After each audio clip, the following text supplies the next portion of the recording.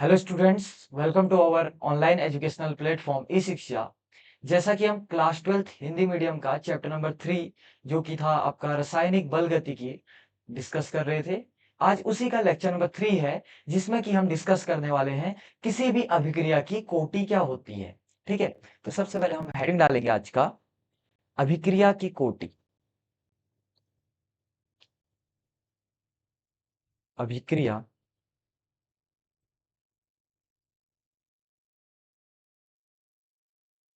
की कोटि। एक क्वेश्चन इससे डेफिनेटली आता है, और अगर कोई भी क्वेश्चन इसके बाद हम जब इंटीग्रल रेट इक्वेशन करेंगे, ठीक हो गया, समाकलित व्यंजन समीकरण जब हम करेंगे, तो वहां पर भी बिना कोटि के नॉलेज के आप सवाल नहीं बना सकते हैं। अभिक्रिया की कोटि जो हमारा टॉपिक है काफी ज्यादा इंपॉर्टेंट है। ठीक है, तो चलिए मान लीजिए, यदि, ठीक है, यदि, ठीक है, एक अभिक्रिया में लिख देता हूं यहां पर, एक अभिक्रिया यहां पर लिख देता हूं, अभिक्रिया। ठीक है, मान लीजिए अभिक्रिया हो रही है, ए मोल ऑफ ए, मैंने पीछे भी बताया था आपको, B mole of B gives C mole of C plus D mole of D. पक्का? अब इसका वेग व्यंजक कैसे निकालते थे बताइए तो जरा। इसका निकालते हैं हम वेग व्यंजक।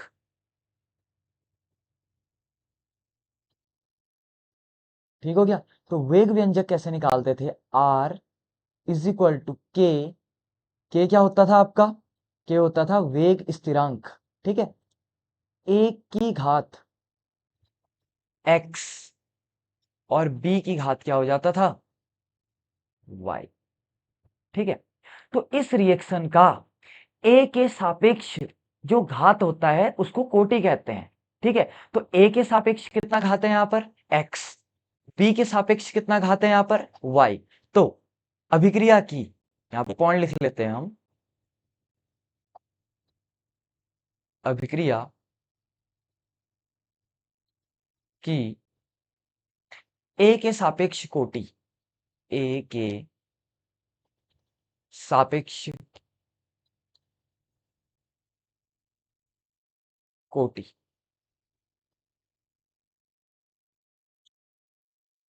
ठीक है, ए के सापेक्ष कोटि कितना हो जाएगा बताइए, एक्स जो घात में होगा। यहां पर लिखेंगे अभिक्रिया की बी के सापेक्ष कोटि, ये कितना हो जाएगा आपका, वाई। ठीक है, तो ए के सापेक्ष कोटि कितनी है, एक्स, बी के सापेक्ष कोटि कितनी है, वाई।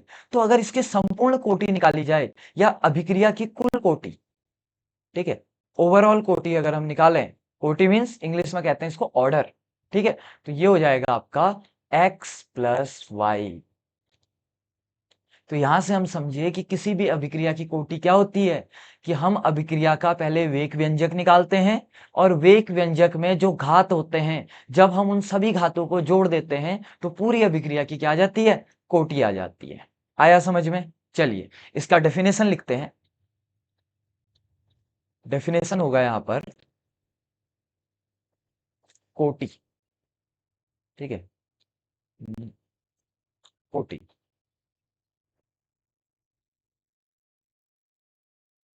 या आप लिख सकते हो अभिक्रिया की कोटि। तो इसका डेफिनेशन क्या होता है, देखिए परिभाषा क्या होती है इसकी, किसी अभिक्रिया के, किसी अभिक्रिया के, ये प्रॉपर एनसीईआरटी की डेफिनेशन है। ठीक है, क्योंकि मैंने हिंदी मीडियम में पहले ही बोला हुआ है कि आपकी जो मार्किंग होती है वो बहुत ज्यादा टफ होती है, खासकर अगर आप स्टेट बोर्ड से हैं तो आपको बुकिश लैंग्वेज लिखनी पड़ेगी। तो यहाँ पर मैंने क्या किया हुआ है, कंटेंट लेके आया हूं मैं proper English medium CBSE board का। ठीक है, जिसको कि क्वालिटी कंटेंट माना जाता है, और लैंग्वेज कौन सी की है मैंने इधर पे, प्रॉपर हिंदी मीडियम वाली। ठीक है, और वो भी एनसीईआरटी की लैंग्वेज। तो देखिए, किसी अभिक्रिया के वेग व्यंजक, वेग व्यंजक क्या होता है, वो जो इक्वेशन थी, ठीक है, आर इक्वल टू ए की पावर एक्स बी की पावर वाई वाली, वेग व्यंजक, ठीक है, में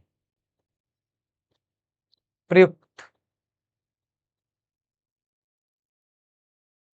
वेग व्यंजक में प्रयुक्त सांद्रताओं यानी कि कंसंट्रेशन, सांद्रताओं, ठीक है, के घातांकों के घातांकों का योग, का योग उस अभिक्रिया की कोटि कहलाती है। लिख लीजिए, आप भी साथ में नोट्स बनाएंगे। उस अभिक्रिया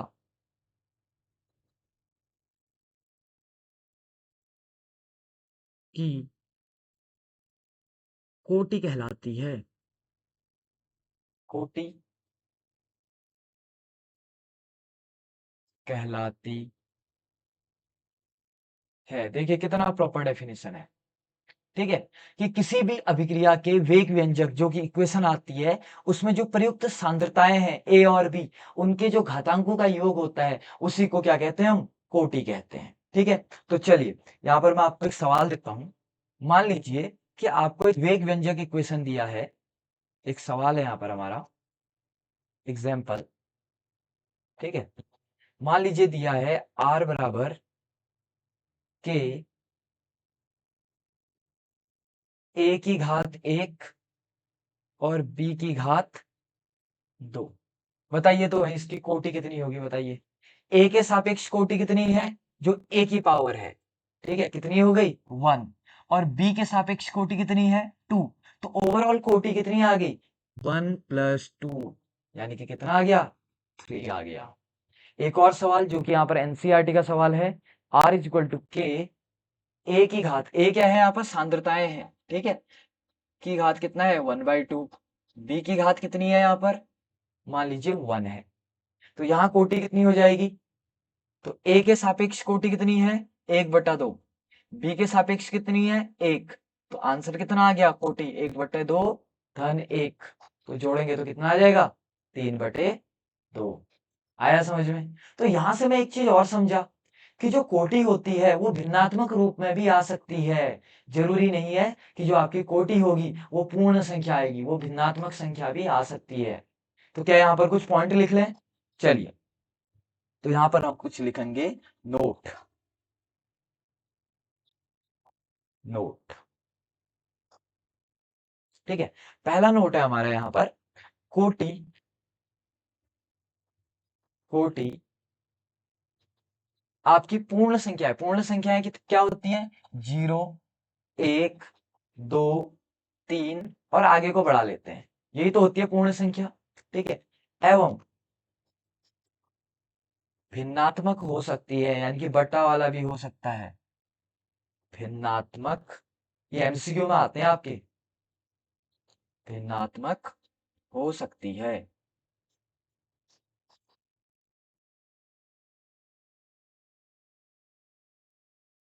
ठीक है, दूसरी बात, पहला पॉइंट तो हमारा ये हो गया।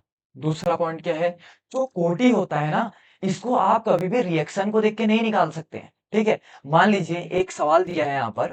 ठीक है, मान लीजिए कि यहाँ पर लिया हुआ है आपका N2 + 3H2 गिव्स 2NH3, और आपसे बोला कि इसका वेग व्यंजक इक्वेशन निकालिए। ठीक है, तो आपने बोला कि हो जाएगा R = K, N2 लिख दीजिए पहले।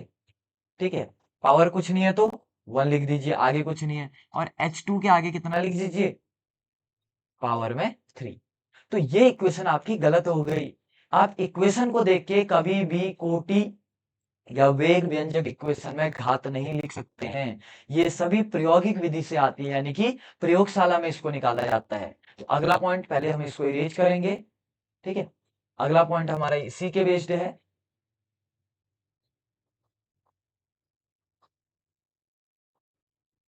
अगला पॉइंट है हमारा कि जो कोटि है, ठीक है, लिखेंगे कोटि का मान कैसे निकाला जाता है? प्रायोगिक विधि से, यानी कि प्रयोगशाला में, प्रायोगिक विधि से निकाला जाता है। विधि से निकाला जाता है।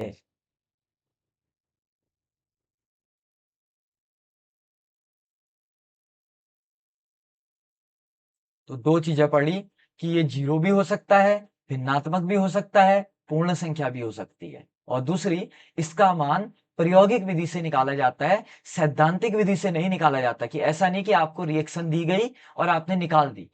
और अगर ध्यान से सुनिएगा जो मैं बात कर रहा हूं, मान लीजिए कि कोई सवाल में डायरेक्ट लिखा हुआ है, ठीक है, जैसे मान लीजिए कि आपका एक बोर्ड में एग्जाम आया, एग्जाम में क्वेश्चन आया दिस वन, कि वही सवाल मैं दोबारा लिख देता हूं। चलिए, N2 plus 3H2 gives 2NH3 दोबारा आया, मान लीजिए यही सवाल मैंने दोबारा लिख दिया, ठीक है। अब वहां पर अगर उसने लिखा है R इक्वल टू के, N2 की घात कितना लिखा है 1, और चलिए ऐसे करके नहीं करते, मान लीजिए कि ये एक रिएक्शन है, ठीक है, यहां से आपको पूरा कॉन्सेप्ट समझा दूंगा मैं। देखिए, ये एक रिएक्शन है, इसको हम दो विधि से लिखते हैं। पहले विधि से, अगर इस रिएक्शन को हमने प्रयोगशाला में बनाया हुआ है, ठीक है, यदि पहला कंडीशन है, यदि उपरोक्त अभिक्रिया अभिक्रिया ठीक है, प्रायोगिक प्रायोगिक क्योंकि इससे न्यूमेरिकल्स आते हैं बहुत ज्यादा, विधि से बनाई गई है, विधि से बनाई गई है, ठीक है, गई है, पहला केस। और दूसरा केस ये है कि उपरोक्त अभिक्रिया क्रिया प्रायोगिक नहीं है, यानी कि इसको प्रयोगशाला में नहीं बनाया है, हमने खाली बैलेंस किया हुआ है, ठीक हो गया। प्रयोग उपरोक्त अभिक्रिया प्रायोगिक नहीं है, प्रायोगिक नहीं है, ठीक है। देखिए, क्योंकि ये चीज बुक्स में भी प्रॉपर नहीं लिखी होती है और कई बार टीचर्स भी इसको प्रॉपरली बताते नहीं है। यहां पर ध्यान से देखिए, मैं दोनों कंडीशन आपको बता रहा हूं। अगर उसे प्रयोगशाला में बनाया गया है तो हम लिखेंगे R इक्वल टू के, एक की पावर, ए का काम कौन कर रहा, N2 नाइट्रोजन, की पावर आगे कितना लिख देंगे, एक, और H2 के आगे कितना लिख देंगे, 3। अब आप बोलेंगे थोड़ी देर पहले भी तो आपने ऐसे ही किया था, फिर उसको मिटाया क्यों? तो उस समय पर मैंने ये वैलिडेट नहीं किया था कि जो अभिक्रिया है वो प्रायोगिक रूप से बनाई गई है, ठीक है। अगर प्रायोगिक रूप से बनाई गई है, उसका वेरिफिकेशन हो चुका है कि हाँ भाई ये जो आपकी अभिक्रिया है ये कैसी है, प्रायोगिक है, तो तब आप इसको ऐसा लिख सकते हैं, यानी कि जो आगे से कोफिशिएंट होते हैं, ठीक है, जो भी पूर्णांक होते हैं, इनको आप घात में डाल सकते हैं। पर सेम रिएक्शन अगले केस में क्या कर दिया हमने, जो सेम रिएक्शन है वो प्रायोगिक नहीं है, तो इस केस में R बराबर क्या हो जाएगा, के, ठीक है, यहां पर N2 की पावर कितना हो जाएगा, X, और H2 की पावर कितना हो जाएगा, Y। अब आप बोलेंगे X और Y क्या है, ये हमको नहीं पता है, अभी आगे से लिख दो, नहीं पता। तो पता कैसे चलेगा, ये चलेगा प्रयोगशाला विधि से पता लगेगा, यानी कि इस रिएक्शन को लेके आपको अपनी प्रयोगशाला में जाना होगा, रिएक्शन करवानी होगी, तब जाके आपको पता लगेगा कि नाइट्रोजन के सापेक्ष आपकी कोटि कितनी है और हाइड्रोजन के सापेक्ष आपकी कोटि कितनी है। अब बच्चे कंफ्यूज, बच्चे बोलेंगे कि भाई हमें कैसे पता लगेगा कि हमको कौन सी अभिक्रिया प्रायोगिक विधि से बनाई है और कौन सी जो अभिक्रिया है वो खाली सैद्धांतिक या प्रायोगिक नहीं है। तो कुछ नहीं करना है, अगर एक नंबर का सवाल आया है और आगे कोई एक्सपेरिमेंट नहीं है तो ऑब्वियस सी बात है, आपको एग्जाम के टाइम पे प्रयोगशाला तो जाने नहीं दिया जाएगा। इसका मतलब जो रिएक्शन है वो प्रायोगिक विधि से बनाई गई है। पर अगर मान लीजिए कि 5 नंबर का क्वेश्चन आया, 4 नंबर का क्वेश्चन आया और आगे से एक सारणी दी हुई है, एक टेबल दी हुई है, तो इसका मतलब वो प्रयोगशाला के वहां पर क्या दे रखे हैं, आपको डेटा दे रखे हैं, आपने उससे यूज करके कोटि निकालनी है। जैसे ही चैप्टर खत्म हो जाएगा इसके बहुत सारे क्वेश्चंस हम करने वाले हैं। आप एक बार एनसीईआरटी की जो एक्सरसाइज है प्रश्नावली उसमें जाइए, उसमें आपको 10 से 15 ऐसे क्वेश्चन मिलेंगे जिसमें सारणिक बनी हुई है, देखिए जरा। तो वो जो सभी क्वेश्चंस हैं वो इसी कॉन्सेप्ट से बनते हैं, इसी मेथड से बनते हैं। अगर किसी को ये नहीं पता है तो वो उन सभी क्वेश्चंस के आंसर निकाल ही नहीं सकता। इसीलिए बच्चे जो एनसीईआरटी की प्रश्नावली होती है उसको छूते तक नहीं है। ठीक है, तो चलिए यहां पर हमने ये सीखा कि अगर प्रायोगिक विधि है तो जो आगे के पूर्णांक हैं, ठीक है, वो घात में आ जाते हैं, और वहीं अगर प्रायोगिक नहीं है तो घात में x और y आता है, जिनका वैल्यू या जिनका मान हमें कैसे निकालना पड़ता है, प्रयोगशाला में जाके निकालना पड़ता है, या प्रयोगशाला में जो डेटा दिया होगा एग्जाम में उनकी मदद से निकालना पड़ता है। ठीक है, मैथमेटिकल कैलकुलेशंस लगा के। चलिए यहां तक हमने सीखा। अब इसके बाद दो डेफिनेशन छोटी सी यहां पर है। पहला है आपका प्राथमिक अभिक्रिया, बहुत बार आता है प्राथमिक अभिक्रिया, इंग्लिश में कहते हैं इसको एलिमेंट्री रिएक्शन। ठीक है, क्रिया। तो क्या पहले मैं शॉर्ट में बता दूं इसको, ताकि आपको बिल्कुल भी दिक्कत ना हो डेफिनेशन समझने में। तो प्राथमिक अभिक्रिया का घर का नाम होता है वन स्टेप रिएक्शन, यानी कि ऐसी अभिक्रिया जो सिर्फ कितने में हो जाए, एक स्टेप में हो जाए, यानी कि एक पद में हो जाए, उसे कहते हैं आप प्राथमिक अभिक्रिया। ठीक है, ऐसी अभिक्रिया जो सिर्फ कितने पद में हो जाए, एक पद में हो जाए। तो डेफिनेशन लिखें, चलिए। एक पद, पद बोले तो स्टेप में होने वाली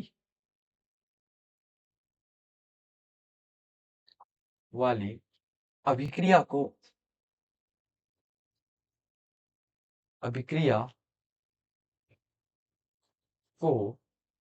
प्राथमिक अभिक्रिया कहते हैं। प्राथमिक अभिक्रिया,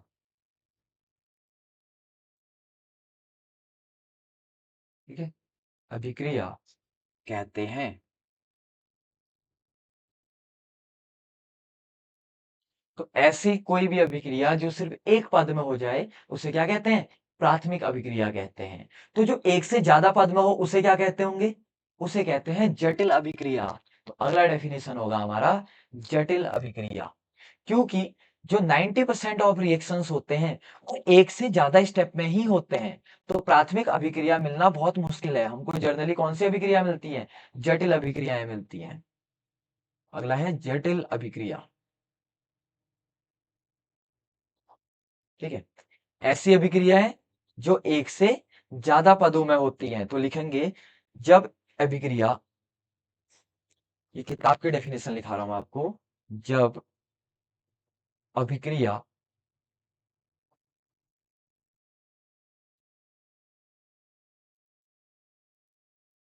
एक से अधिक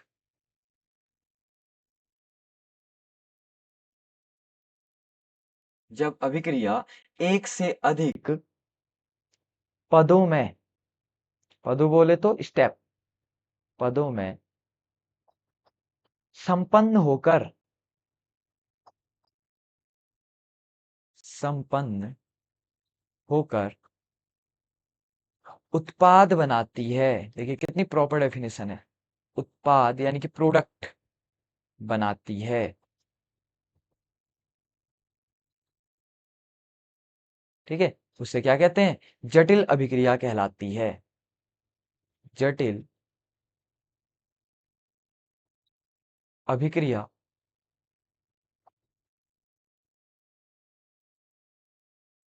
कहलाती है,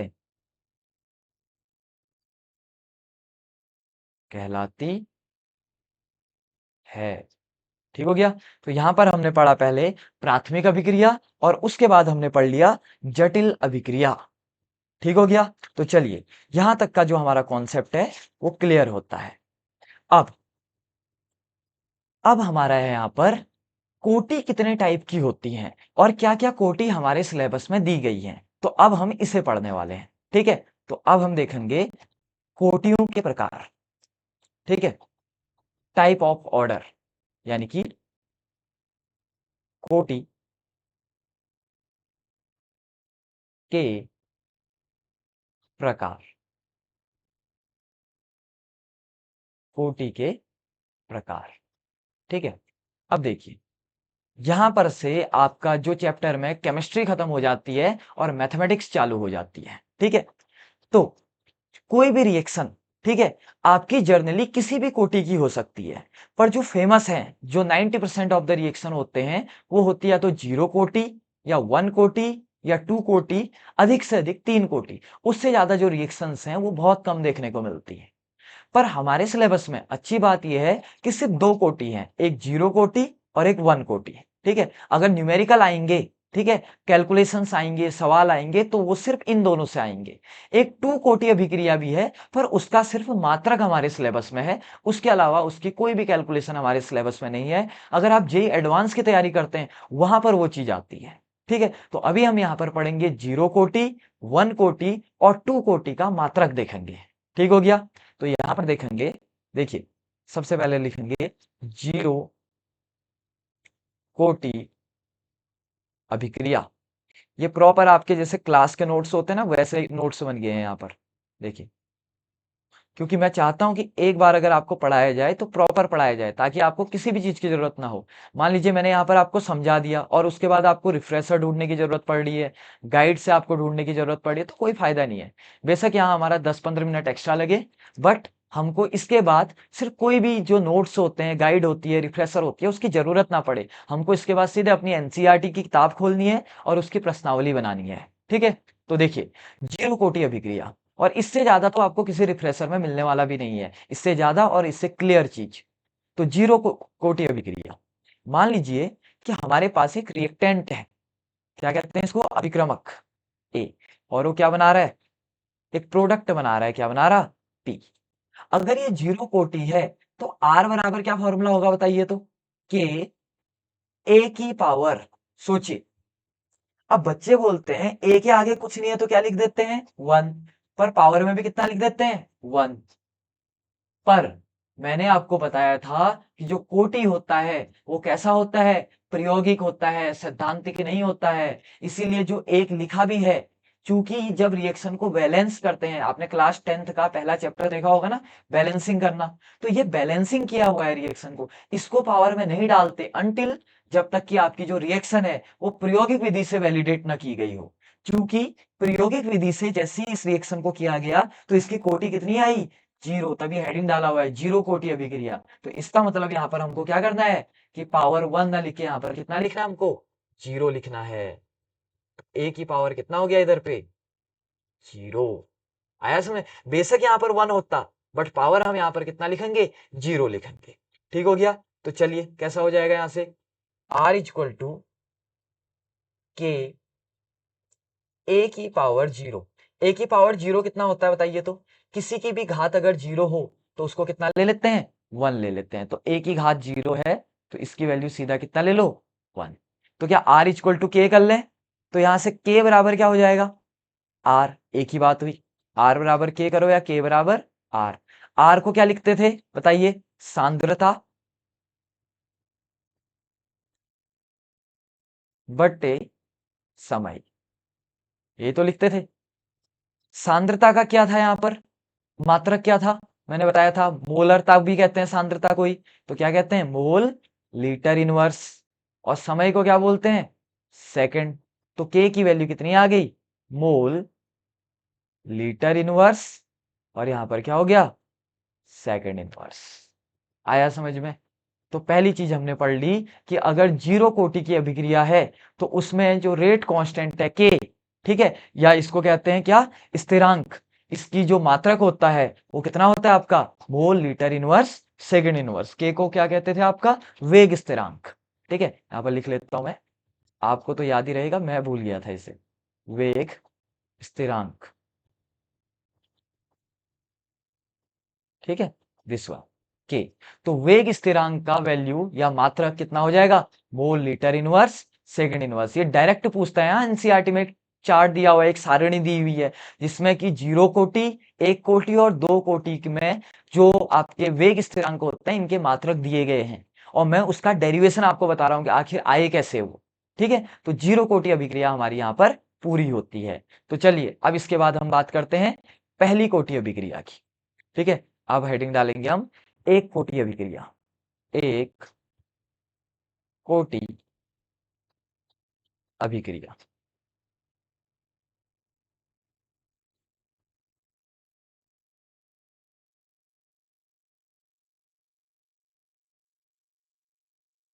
ठीक है, देखिए एक कोटि अभिक्रिया में क्या होता है कि मान लीजिए सेम यहां पर कर रहे हैं कि आपके पास ए है और एक इसमें चेंज हो रहा है, प्रोडक्ट में चेंज हो रहा। क्योंकि ये एक कोटि की अभिक्रिया है, प्रयोगशाला में इसकी कोटि कितनी आई है? एक। तो आर इक्वल टू के, एक की घात कितना हो जाएगा? एक। अब यहां पर तुक्का लग गया, देखो कि इसके आगे भी एक होता और घात में भी एक हो गया, तो ये सिर्फ एक तुक्का है। ठीक है, जबकि ऊपर भी तो ऐसा ही था। क्या ऊपर ऐसा हुआ? नहीं, क्योंकि हमको क्या देखना है कि प्रयोगशाला में उसकी वैल्यू क्या आई है। ठीक है, तो आर इक्वल टू के, ए की घात ए। तो ए की घात एक कितना हो जाएगा? ए ही हो जाएगा। तो के बराबर कितना आ गया आपका यहां पर? आर अपॉन ए। पक्का? तो इसको क्या लिख सकते हैं बताइए? आर का क्या निकाला था? अब तो आर की सीधे मात्रक आपको पता ही होना चाहिए। क्या निकाला था? Mole litre inverse. और क्या निकाला था? Second inverse. यही तो था, देखिए नोट्स के पहले उसमें जाइए सेक्शन में, मैंने दर का आपको मात्रक निकालना सिखाया था। अब ए डब्बे में है, देखिए इसको कहते हैं बड़ा कोष्टक, और इसको क्या कहते हैं बताइए केमिस्ट्री में? इसका नाम होता है सांद्रता। सांद्रता बताया हुआ था मैंने। तो अपॉन सांद्रता, और सांद्रता क्या क्या होता है? मात्रक मोल लीटर इनवर्स, ऊपर लिखा है जस्ट। तो मोल लीटर इनवर्स से मोल लीटर इनवर्स कट जाएगा, तो यहां पर क्या बचेगा? Second inverse. सबसे ज्यादा एग्जाम में आने वाला सवाल कि एक कोटि अभिक्रिया में जो वेग स्थिरांक होता है उसकी मात्रक कितनी होती है? Second inverse.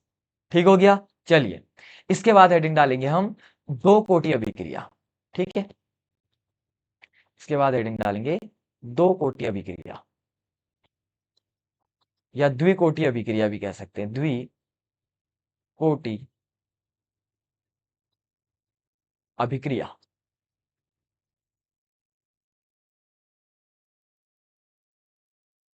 सेम करेंगे दोबारा से। ठीक है, आप चाहें तो खुद भी कर सकते हैं इसको। देखिए क्या करना है इसमें बताइए? सेम हम रिएक्शन लेंगे, आर इक्वल टू, सॉरी पहले रिएक्शन लिख देते हैं हम यहां पर, कि ए आपका एक अभिक्रमक है, अभिक्रियक है, और वो किसमें चेंज हो रहा है? उत्पाद में चेंज हो रहा है। चूंकि ये द्विकोटि है तो आर इक्वल टू के, ए की घात कितना लिखोगे? देखो होने को तो यहां पर भी वन ही होता ना, पर यहां पर हमें कितना लिखना पड़ेगा? टू, क्योंकि प्रयोगशाला विधि में इसकी कोटि कितनी आई है? टू आई है। तो आर इक्वल टू के, ए की घात कितना हो गया? दो। चलिए तो यहां पर से के बराबर कितना हो जाएगा बताइए तो जरा? आर अपॉन ए की घात कितना हो गया? दो। ए को क्या कहते थे? सांद्रता, डब्बे में। ठीक है, तो ये यहां पर क्या हो जाएगा बताइए? रेट का क्या बताया था मैंने? Mole litre inverse second inverse. यही तो बताया था, दर बट्टे सांद्रता का स्क्वायर। सांद्रता का क्या बताया था मैंने? मोल लीटर इनवर्स का क्या हो गया? होल स्क्वायर, घात दो। मोल लीटर इनवर्स से एक स्क्वायर कट गया, तो बचा क्या बताइए तो? मोल ऊपर जाएगा तो क्या बन जाएगा? Mole inverse. लीटर इनवर्स ऊपर गया तो ऊपर जाके क्या बन जाएगा? लीटर। नीचे पावर माइनस वन है तो ऊपर जाके वन बन गई, और ऊपर पहले से ही कौन बैठा हुआ है? Second inverse. देखिए यानी कि द्विकोटि अभिक्रिया की भी हमने यहां पर क्या निकाल दिया? मात्रक निकाल दिया। किसका? आपका वेग स्थिरांक का। यानी कि द्विकोटि अभिक्रिया में वेग स्थिरांक का मात्रक कितना होता है? Mole inverse litre second inverse. अब यहां पर मैं एक एन कोटि की अभिक्रिया लेता हूं। देखिए अब यहां पर क्लास इंटरेस्टिंग होने वाली है। ठीक है, देखिए यहां पर, अब देखिए हम क्या करते हैं, आप सिर्फ इसको याद करके ले जाइए। एन कोटि की अभिक्रिया, देखिए इससे फिर आपको कभी भी मात्रक निकालने में कोई भी दिक्कत नहीं होगी। एन कोटि की अभिक्रिया, और ये एनसीईआरटी में भी है। ठीक है, तो हो सकता है कि डायरेक्ट एग्जाम में एन कोटि की अभिक्रिया ही पूछ दे आपसे। तो देखिए आर इक्वल टू, सॉरी इसमें भी हमको पहले रिएक्शन लिखनी पड़ेगी, जैसे हम लिख रहे थे कि ए अभिक्रियक है और ये क्या बना रहा है, आपका उत्पाद बना रहा। क्योंकि ये एन कोटि की अभिक्रिया है तो आर इक्वल टू कितना हो जाएगा यहाँ पर बताइए, के एक की घात कितना हो जाएगा, एन। तो के बराबर कितना हो गया यहाँ से बताइए जरा, आर बटे ए की घात कितना हो गया, एन। ए क्या है यहाँ पर, सांद्रता। तो आर का क्या होता है बताइए तो जरा, मोल, ठीक है, लीटर इनवर्स और सेकंड इनवर्स। अब तो याद कर लीजिए, ठीक है, अपॉन सांद्रता का क्या बताया था मैंने, मोल, ठीक है, लीटर इनवर्स की पावर कितना लिख लो, एन। अब इसको थोड़ा सा हम सॉल्व करेंगे, देखिए सॉल्व कैसे करेंगे, देखिए मोल ऊपर तो ऐसे लिखेंगे, लीटर इनवर्स और सेकंड इनवर्स बटे, देखो पावर होल पावर क्या है, एन, तो मोल की घात भी एन आ जाएगी और पावर की पावर होती है तो आपस में क्या हो जाते हैं, गुणा हो जाते हैं। सुना होगा आपने 6th 7th क्लास में, मोल की पावर कितना हो गया, एन, और लीटर की पावर -1 इंटू एन, तो कितना हो जाएगा, -n।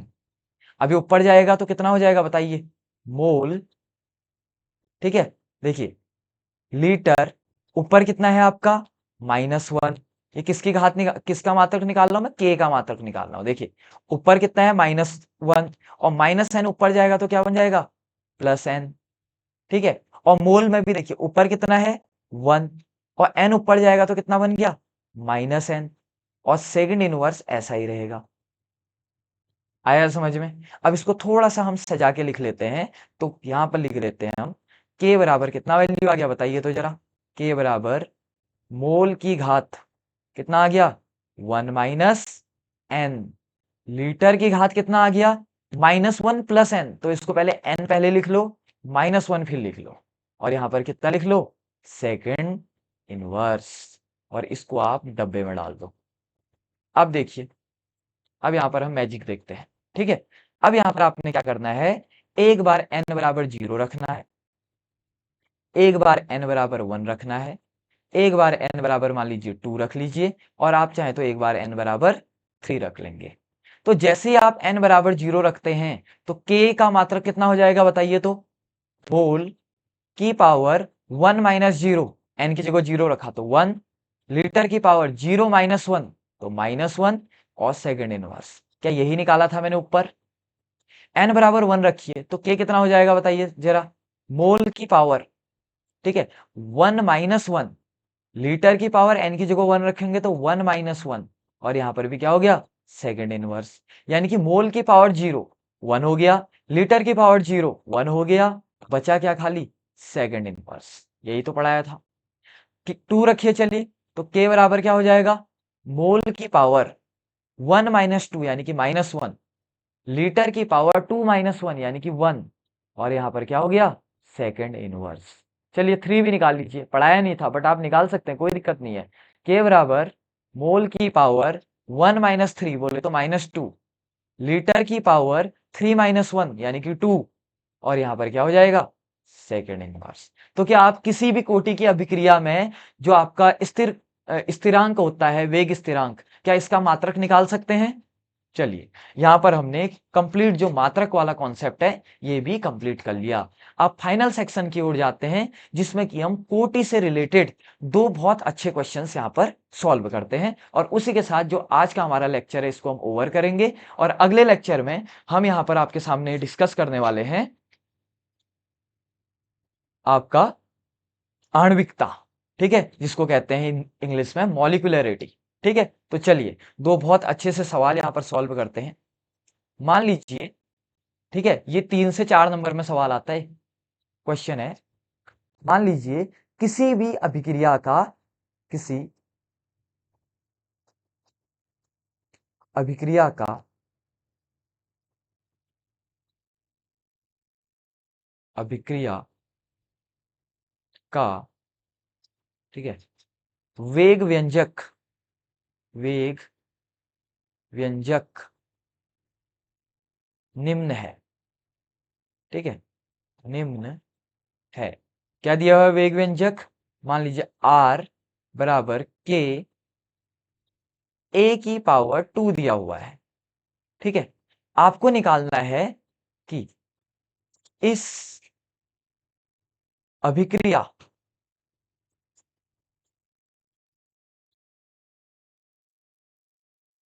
की दर क्या होगी, या का इस अभिक्रिया का वेग क्या होगा, क्या होगा जब, अब देखिए क्वेश्चन नंबर पहला, ठीक है, ए की सांद्रता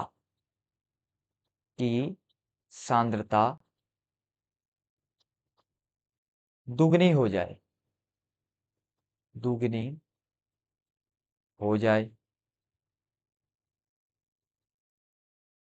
ठीक है, क्वेश्चन नंबर दूसरा, ए की सांद्रता 3 गुनी हो जाए, 3 गुनी हो जाए। ठीक है, और तीसरा, ए की सांद्रता आधी हो जाए, आधी हो जाए। ठीक है, देखिए प्रॉपर एक हमने 4 नंबर का क्वेश्चन बनाया है कि किसी अभिक्रिया का वेग व्यंजक निम्न है, तो इस अभिक्रिया का नया वेग क्या होगा जब ए की सांद्रता दुगनी हो जाए, ए की सांद्रता तिगुनी हो जाए, और तीसरा है ए की सांद्रता आधी हो जाए। तो चलिए सॉल्व करें इसको। ओके, तो इसका सॉल्यूशन करते हैं। देखिए हमको क्या दिया हुआ है, सिंपल सा है। देखिए आर बराबर के ए की घात कितना दिया है, 2। ठीक है, अब यहां पर मुझे एक नया आर डैश निकालना है। सोचिए, थोड़ा सा दिमाग लगाना है। नया वाला वेग क्या हो गया, आर डैश बराबर के, कंडीशन क्या बोल रहा है पहला सवाल में, ये पहला सवाल बना रहा हूं मैं यहां पर, कि ए की सांद्रता दुगनी हो जाए। ए के बदले कितना लिख देता हूं, 2a लिख देता हूं। ये जो इक्वेशन में दिया है इसको तो पहले 1 मानो, ए की जगह कितना लिख दिया, 2a का क्या होल स्क्वायर लगाना मजबूरी है क्योंकि ऊपर भी लगा हुआ है, तो ए के बदले मैंने क्या लिख दिया, 2a। तो आर डैश बराबर कितना हो जाएगा, सोचिए तो जरा, के, ठीक है, देखिए 2 का स्क्वायर कितना होता है, 4, तो क्या 4 बाहर लिख लो, अंदर कितना बचेगा खाली, ए का स्क्वायर। ये इक्वेशन नंबर क्या आ गई, समीकरण नंबर 2। अब कुछ नहीं करना, समीकरण 1 से 2 को भागा दे देना है, समीकरण 1 भागा समीकरण 2, तो क्या हो जाएगा बताइए, आर इक्वल टू के ए की घात 2 बट्टे, इधर भी अपॉन इधर भी बट्टे। ठीक हो गया, कितना हो जाएगा नीचे, आर डैश बराबर कितना आया बताइए, उधर कितना आ गया था 4k, और ए की घात कितना है 2, तो ए की घात 2 से ए की घात 2 कटा, के से के कटा, तो कितना हो गया, आर अपॉन आर डैश बराबर कितना आया, 1/4। तो आर डैश बराबर कितना आएगा, इसको करेंगे वज्र गुणनखंड करेंगे, या क्रॉस मल्टीप्लिकेशन आप कह सकते हैं। आर डैश बराबर कितना आ गया आपका, 4r आ गया। आया समझ में। तो पहला कॉन्सेप्ट हमने कर दिया कि जो नया वाला वेग होगा, ठीक है, वो पुराने वाले वेग के 4 गुना ज्यादा हो जाएगा। क्या दूसरा सवाल करें, दूसरा सवाल क्या है बताइए, दूसरा सवाल, दूसरा सवाल बोल रहा है कि ए का जो सांद्रता है उसको 3 गुनी कर दी जाए। तो चलिए इसको थोड़ा सा हम शॉर्ट करेंगे क्योंकि अब आप समझ चुके हैं। तो पहले तो इक्वेशन लिखेंगे, आर बराबर के, ठीक है, ए की घात कितना लिखेंगे, 2, यही दिया हुआ था। अब नई सांद्रता आर डैश बराबर के, सोचिए ए को 3 गुना कर दिया तो ए की घात, ए की जगह कितना लिख देना, 3a। कोई बच्चे क्या करते हैं पता है, ए को ए ही लिखेंगे, पावर में 3 लिख देंगे, ऐसा नहीं करना। ठीक है, ए को 3 गुना करना है तो ए की जगह 3a लिख देना, और घात उसकी वही रहेगी 2। अब इन दोनों में क्या कर दो, सीधा भागा कर दो। अब बताइए, के से के कट कर देते हैं, ए स्क्वायर से ए स्क्वायर कट कर देते हैं, पर अब यहां पर ध्यान से सोचिएगा कि आर अपॉन आर डैश बराबर, देखिए ऊपर तो कुछ नहीं रहा 1, बट नीचे देखिए ये जो होल स्क्वायर था ये 3 का भी था, ए का भी था, ए स्क्वायर तो कट गया, तो 3 का स्क्वायर कितना रहेगा, 9 रहेगा, 3 नहीं लिखिएगा वहां पर। ठीक है, तो यहां से वज्र गुणनखंड जैसे ही करेंगे तो आपका आर डैश बराबर कितना हो जाएगा, ये 1 into R dash, R dash, और ये यहाँ गुणनखंड में मल्टीप्लाई हो जाएगा तो कितना हो जाएगा, ये 9r। तो आर डैश बराबर कितना आ गया, 9r, यानी कि 9 गुना बढ़ जाएगा। लास्ट क्वेश्चन क्या है इसका, कि जो ए का आपकी सांद्रता है वो कितनी हो गई, आधी हो गई। चलिए इसको भी बनाते हैं, ये थोड़ा सा कॉम्प्लिकेटेड है। ठीक है, तीसरा r is equal to k, ठीक है, a की घात 2। तो r डैश में कितना हो जाएगा बताइए, यहां पर से k, ये कितना हो गया बताइए, आधा हो गया, यानी कि a बट्टा कितना कर दो, 2 का क्या लिख दो, होल स्क्वायर। सीधे डिवाइड मार दें। चलिए अब हम इंटेलिजेंट हो चुके हैं, k से k कट करेंगे, a स्क्वायर से a स्क्वायर कट करेंगे। अब हम यहाँ पर लिखेंगे r अपॉन r डैश, और दिमाग खोले रखेंगे हम। देखिए ऊपर तो 1 लिखा, नीचे देखिए ये a बट्टे 2 को क्या 1 बट्टा 2 भी लिख सकते हैं। तो 1 बट्टा 2 का स्क्वायर कितना होता है, 1 बटे 4। स्क्वायर पूरा करेंगे तो अपॉन का अपॉन कहां चले जाता है, ऊपर। तो r अपॉन r डैश बराबर कितना हो गया, 4। ठीक है, 4 इंटू 1 4। तो यहां से r बराबर कितना हो गया, सॉरी, r डैश बराबर कितना हो गया, देखिए ये 4 नीचे आ जाएगा, r डैश ऊपर चल जाएगा, तो r डैश बराबर हो जाएगा r बट्टे 4। यानी कि जो नया वाला वेग है वो पुराने वाले के 4 गुना क्या हो जाएगा, कम हो जाएगा। आई होप ये क्वेश्चन आपको यहां तक समझ में आ गया होगा। ठीक है, अब एक फाइनल क्वेश्चन करते हैं। ठीक है, और उसी के साथ फिर लेक्चर को ओवर कर देंगे। अब जो क्वेश्चन मैं कराने वाला हूं ये एग्जाम में आया हुआ क्वेश्चन है, यूके बोर्ड और सीबीएसई बोर्ड दोनों में इसको पूछा गया है। ठीक है, और बाकी जो बचे हुए क्वेश्चंस हैं वो तो हमने प्रैक्टिस सेशन में न जाने कितने क्वेश्चन करने हैं। दूसरा क्वेश्चन है कि किसी अभिक्रिया की, ठीक है, व्यंजक इक्वेशन है r बराबर के a की घात 2 और b की घात 1। ठीक है, तो इसका लिखना है इस अभिक्रिया का, इस अभिक्रिया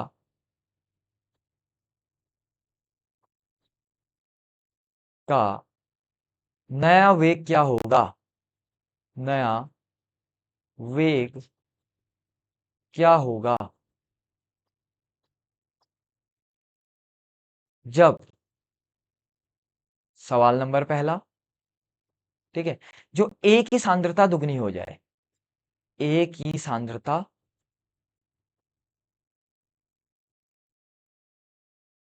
दुगनी हो जाए। ठीक है, दुगनी हो जाए। दूसरा, b की सांद्रता दुगनी हो जाए। तीसरा, a और b दोनों की सांद्रता, दोनों की सांद्रता क्या हो जाए, दुगनी हो जाए। ठीक है, और चौथा लिख लेते हैं a की सांद्रता, सांद्रता दुगनी, वो b की सांद्रता की सांद्रता 3 गुनी हो जाए। 5 मिनट में बनाएंगे इसे हम, 3 गुनी हो जाए। ठीक है, और एक लास्ट एक और भी लिख देते हैं थोड़ा सा टफ करने के लिए। ठीक है, पांचवा, कि ए की सांद्रता, सांद्रता ऐसा लिखिए, ए की सांद्रता, ओके, दुगनी हो जाए। ठीक है, या ए की सांद्रता, हाँ एक काम कर लेते हैं, दुगनी हो जाए लिख देते हैं, दुगनी हो जाए, वो बी की सांद्रता की सांद्रता आधी हो जाए, आधी हो जाए। ठीक है, चलिए सवाल आपने भी उतार लिया होगा। अब इसका यहां पर हम सॉल्यूशन करते हैं जल्दी से। आप चाहें तो वीडियो को पॉज करके एक बार खुद से इसका सॉल्यूशन बना सकते हैं। तो सॉल्यूशन करते हैं।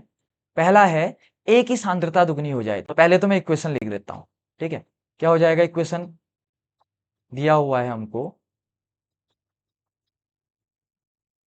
आर इक्वल टू के, ए की घात कितनी दी है 2 और बी की घात कितनी दी हुई है 1।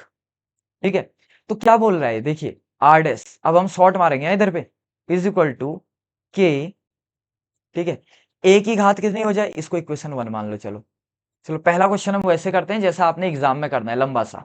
ठीक है, ए की घात कितनी दी, ए का कंसंट्रेशन क्या कर देना है, सांद्रता दुगनी, तो ए की जगह 2a, घात को कोई भी चेंज नहीं करेंगे, बिल्कुल भी नहीं छेड़ेंगे, और बी में कुछ नहीं कहा है तो बी को वैसे ही रखेंगे। ठीक हो गया, इसको थोड़ा सा हम सॉल्व करेंगे तो आर डैश बराबर, देखिए 2 की घात 2 कितनी होती है 4, 4 बाहर ले लो, के वैसे ही रहेगा, अंदर क्या बचेगा, ए की घात 2 और बी की घात 1। पक्का। अब हम क्या करेंगे, इक्वेशन ए से इक्वेशन 2 को क्या करेंगे, डिवाइड करेंगे। डिवाइड करेंगे तो क्या हो जाएगा, आर बटे R dash is equal to, ठीक है, कितना हो जाएगा, के ए की घात 2 और बी की घात ए बटे, यहाँ पर के की जगह कितना है, इक्वेशन 2 में 4 के, और वो सेम है ए की घात 2। अब आप समझ चुके हैं मैं क्या करने वाला हूँ, बी की घात 1, देखिए के ने के को काट दिया, ए स्क्वायर से स्क्वायर कट हो जाना है, बी की पावर 1 से बी की पावर 1 कट हो जाना है, तो आर अपॉन आर डैश बराबर क्या हो जाना है आपका 1/4। फिर उसके बाद क्या करेंगे, वज्र गुणा करेंगे, क्रॉस मल्टीप्लाई, तो आर डैश बराबर कितना हो जाना है आपका 4r। आया समझ में। चलिए पहला सवाल तो ये कर दिया हम, दूसरा सवाल करें। देखिए दूसरा क्वेश्चन क्या बोल रहा, दूसरा सवाल है, अब इसको हम थोड़ा सा शॉर्ट करेंगे, ठीक है, क्योंकि अब आप 12th क्लास में पढ़ते हैं तो आपको कम से कम ये तो होना चाहिए कि स्पीड में कैसे करें, बाई चांस पेपर लंबा आ गया, ठीक है, तो फिर इतना लंबा नहीं करेंगे आप लोग सीधे भी कर सकते हैं, एग्जामिनर को सब समझ में आ जाता है। ठीक है, तो यहाँ पर क्या लिखा हुआ है देखिए, और कई बार तो ऐसा होता है कि अगर आप डायरेक्ट करें तो ज्यादा अच्छा इंपैक्ट पड़ता है, वरना एग्जामिनर को लगता है कि ये बच्चों की तरह क्या लिख रहा है ऐसे। ठीक है, देखिए बी, कभी आपने मॉडल पेपर देखा है, तो मॉडल पेपर में जो टॉपर्स के आंसर शीट आती है ना, वो बहुत शॉर्ट करते हैं बट एक्यूरेट लिखते हैं, तो उनके नंबर कटने की कोई संभावना नहीं होती। केमिस्ट्री में तो होता भी ऐसा है कि अगर आपने एक्यूरेट लिखा हुआ है तो स्टेप मैटर नहीं करता कि आपने कितने स्टेप्स में क्वेश्चन किया है, बस आंसर आपके एक्यूरेट होने चाहिए। ठीक है, केमिस्ट्री में ही सबसे अच्छे नंबर भी आते हैं, केमिस्ट्री में ही सबसे ज्यादा लोग फेल भी होते हैं। ठीक है, ये केमिस्ट्री का मैजिक है। देखिए क्या लिखा हुआ है, बी की सांद्रता दुगनी हो जाए, पहले तो सवाल उतार लो जो दिया हुआ है, आर इक्वल टू के, ए की घात 2, देखिए 2 मिनट में बनाने वाला हूं मैं इसको, बी की घात 1, अब R dash is equal to कितना दे रखा है बताइए, ए के बारे में कुछ नहीं कहा है, जिसके बारे में कुछ नहीं कहा है उसको नहीं छेड़ेंगे हम, और बी की घात 1, बी की सांद्रता दुगनी होगी, तो यहां पर कितना लिख दो 2b की पावर 1, इससे इसको क्या कर देंगे, भागा दे देंगे, के से के कट जाना है, ए स्क्वायर से ए स्क्वायर कट जाना है, बी की घात 1 से बी की घात 1 कट जाना है, तो यहाँ पर आर बट्टे R dash is equal to क्या हो जाएगा बताइए, ऊपर बचा 1 और नीचे बचा 2, देखिए ना 2 की घात 1, ये थोड़ा ना कटा था, ये तो वैसे ही रहेगा, तो यहां से जैसे हम क्रॉस मल्टीप्लाई करेंगे तो आर डैश बराबर कितना आ गया मेरा 2r। देखिए क्या टाइम लगा इसको बनाने में। ठीक हो गया, तीसरा सवाल बनाते हैं, जो कि है जब ए और बी दोनों का जो कंसंट्रेशन है वो डबल कर दिया गया, या दोनों की सांद्रता को दुगना कर दिया गया, तो कैसे हो जाएगा बताइए जरा।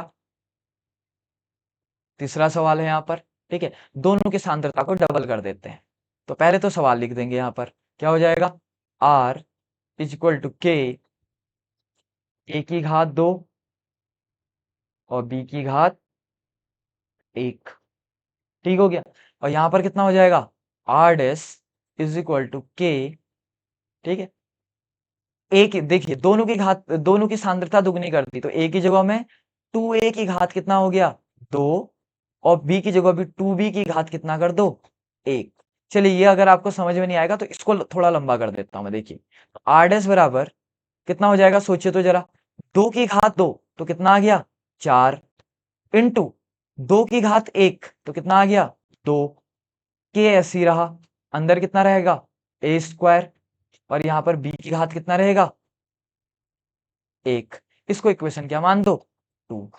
अब क्या करना है आपने, 1/2, तो कितना हो जाएगा, बस अब क्या दिक्कत है, r इक्वल टू ऊपर तो सेम लिखेंगे के a की घात 1 और b की घात 2, और नीचे कितना लिखेंगे बताइए, r dash is equal to, देखिए 4 दूना 8 इंटू के, तो कितना हो गया 8k, और वो सेम है a की घात 1 और b की घात 2, a की घात 1 से b की घात 2 पूरा कट गया, k से k कट गया, तो r अपॉन r डैश बराबर कितना हो गया 1/8, so r upon r dash is equal to 1/8, cross multiply अगर हम करेंगे तो r डैश बराबर कितना हो गया आपका 8r,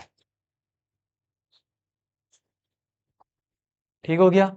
चलिए यहां तक हमने जो पूरा कॉन्सेप्ट है सीख लिया, ठीक है। और लास्ट के दो क्वेश्चंस, ए की सांद्रता दुगनी और बी की सांद्रता 3 गुनी हो जाए, इसको शॉर्ट बनाएंगे क्योंकि ऊपर वाला मैंने बहुत लंबे तरीके से समझा दिया आपको, ठीक है। पहले सवाल लिखो, चलो कितने जल्दी बनाते हैं, आर इक्वल टू के ए स्क्वायर, पहले तो लिखना मजबूरी है मेरी, बी की पावर कितना हो जाएगा 1, क्या बोल रहा है सवाल में, ए की घात को दुगनी और बी की घात को तिगुनी कर दी गई, तो आर डैश इक्वल टू कितना हो जाएगा बताइए, के ए की घात को दुगनी तो 2a की पावर 2 और बी की घात को तिगुनी तो 3b की पावर कितना हो जाएगा 1, के से के कटेगा, ए स्क्वायर से ए स्क्वायर कटेगा, बी की घात 1 से बी की घात 1 कटेगा, तो R upon R dash is equal to, देखिए ऊपर कितना है 1, नीचे कितना है सोचिए, ये जो घात 2 है ना, ये दोनों का है, 2 का भी ए का भी, तो 2 का घात 2 कितना हो गया 4, इंटू 3 की घात 1 कितनी होगी 3, तो 4 3 कितना हो गया 12, जैसे वज्र गुणा करेंगे तो आर डैश बराबर, आर डैश यहाँ आ जाएगा 1 से गुणा होके, तो 1 इंटू आर डैश बराबर 4 3 कितना हो गया 12r। और लेक्चर का लास्ट सवाल, ठीक है, जो कि आपका था क्वेश्चन नंबर 5वां, 5वां क्वेश्चन क्या बोल रहा, देखिए इसको भी शॉर्ट में निकालते हैं, ए की सांद्रता दुगनी और बी की सांद्रता आधी हो जाए, चलो तो पहले लिख देंगे, अब तो मेरे ख्याल से आपने बना ही लिया होगा इसको, आर इज इक्वल टू के ए की घात 2 और बी की घात 1, ठीक है। अब आर डैश लिखते हैं इज इक्वल टू के, क्या बोल रहा है बताइए, एक की सांद्रता दुगनी कर दी जाए तो 2a का स्क्वायर, और बी की सांद्रता आधी कर दी जाए तो कितना हो गया b/2, आधा कर दिया कि पावर 1, मैंने कहा है कि घात को नहीं छेड़ेंगे बिल्कुल भी, अब इन दोनों इक्वेशंस को क्या कर देंगे डिवाइड, तो k से k कटेगा, ए स्क्वायर से यहाँ का ए स्क्वायर कटेगा, बी की घात 1 से बी की घात 1 कटेगा, तो r अपॉन आर डैश, ठीक हो गया। तो कितना हो जाएगा यहां पर से बताइए, ये हो जाएगा आपका 1, ठीक है, ऊपर 1 बचा, नीचे देखिए 2 की घात 2 कितनी हो गई 4, इंटू 1/2 की घात 1 तो कितनी हो गई 1/2, 2 से 4 कितने बार कटेगा 2 बार, तो कितना हो गया बचा 1/2, क्रॉस मल्टीप्लाई जैसी करेंगे तो R dash into 1 R dash बराबर 2 इंटू आर कितना हो गया 2r। आई होप यहां तक के आपके क्वेश्चन कंप्लीट हो गए होंगे। एक आपको मैं यहां पर एक होमवर्क दे देता हूं छोटा सा, कि जो मैंने सवाल आपको ऊपर दिया है, ठीक है, होमवर्क है आपका, बस मैं व्यंजक बदल देता हूं, आर बराबर दिया हुआ है आपको के ए की घात 1 और बी की घात 2, ठीक है, बस व्यंजक चेंज कर दिया मैंने, बाकी 5 के 5 सवाल यही हैं, और आपने बताना है कि इनके आंसर क्या आ रहे हैं, और जो भी आपके आंसर्स आ रहे हैं वो आपने कमेंट सेक्शन में लिखना है, जिसका भी आंसर सही होगा उसका कमेंट को मैं पिन कर दूंगा, ठीक हो गया। आई होप यहां तक का लेक्चर आपको समझ में आया होगा। आज हमने क्या क्या स्टडी की बताइए, इसमें आज हमने स्टडी की सबसे पहले कोटि, ठीक है, कोटि में हमने बताया कि इसकी डेफिनेशन क्या होती है, ठीक है, उसके बाद हमने बताया कि इसके इंपॉर्टेंट पॉइंट्स क्या हैं, फिर हमने बताया कि जो कोटि होती है प्रायोगिक विधि से निकलती है, कभी भी आपके जो आपका वो होता है क्या बोलते हैं सैद्धांतिक विधि, उससे कभी भी कोटि नहीं निकलती है। फिर हमने पढ़ा प्राथमिक अभिक्रिया क्या होती है, वन स्टेप रिएक्शन। जटिल अभिक्रिया एक से ज्यादा पदों में जो रिएक्शन होती है। फिर हमने जीरो कोटि अभिक्रिया, वन कोटि अभिक्रिया और दो कोटि अभिक्रिया क्या देखे, मात्रक देखे। फिर हमने एन कोटि अभिक्रिया की मात्रक देखी और उससे तो हमें पता लगा कि हम किसी कोटि की अभिक्रिया की मात्रक 2 मिनट में निकाल सकते हैं। फिर हमने एक सवाल किया जिसमें कि हमने अगर किसी की सांद्रता बढ़ा दी जाए, किसी की सांद्रता घटा दी जाए तो कोटि में क्या परिणाम आएगा, इसके बारे में समझा। आई होप यहां तक का आपको समझ में आया होगा। लेक्चर नंबर 4 में हम आणविकता पढ़ेंगे और साथ ही साथ में हम पढ़ेंगे कि किस प्रकार आणविकता कोटि से भिन्न होती है।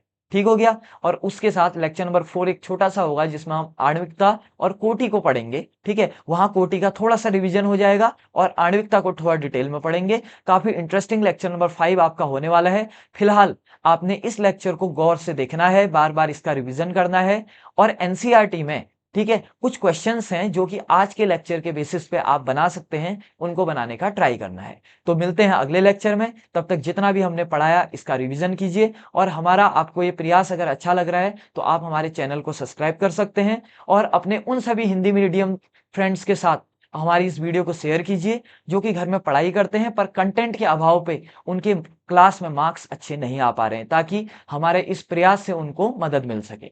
ठीक है, तो चलिए मिलते हैं अगली वीडियो में। Thank you very much.